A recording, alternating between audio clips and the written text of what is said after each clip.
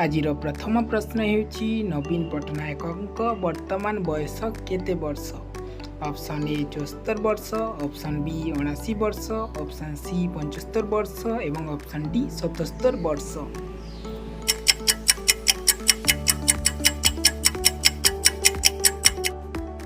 यार सठिक उत्तर हेउछि ऑप्शन डी 77 वर्ष। परवर्ती प्रश्न हेउछि नरेंद्र मोदी वर्तमान बयस केते। ऑप्शन ए 73 वर्ष, ऑप्शन बी 79 वर्ष, ऑप्शन सी 75 वर्ष एवं ऑप्शन डी 77 वर्ष।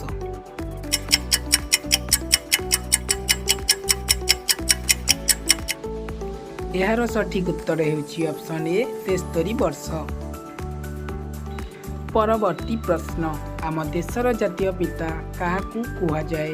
Option A Mahatma Gandhi, option B Gopabandhu Das, option C Surendra Sai, option D Rabindranath Thakur.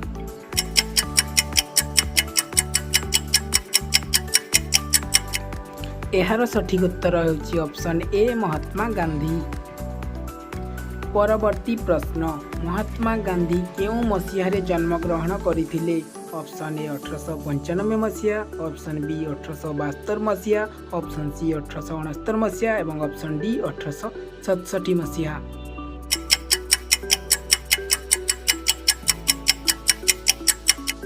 यार सठिक उत्तर हेउछि 1869 मसीहारे महात्मा गांधी जन्मग्रहण करथिले। परवर्ती प्रश्न आम देश भारत केबे स्वाधीन होइतिला। ऑप्शन ए 1947 मसीहा, ऑप्शन बी 1849 मसीहा, ऑप्शन सी 1888 मसीहा एवं ऑप्शन डी 1948 मसीहा।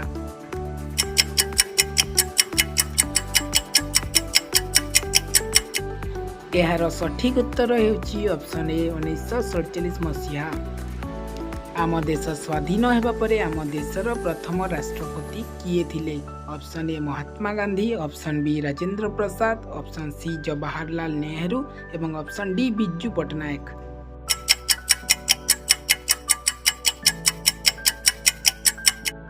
यार सठिक उत्तर हेउछि ऑप्शन बी राजेंद्र प्रसाद।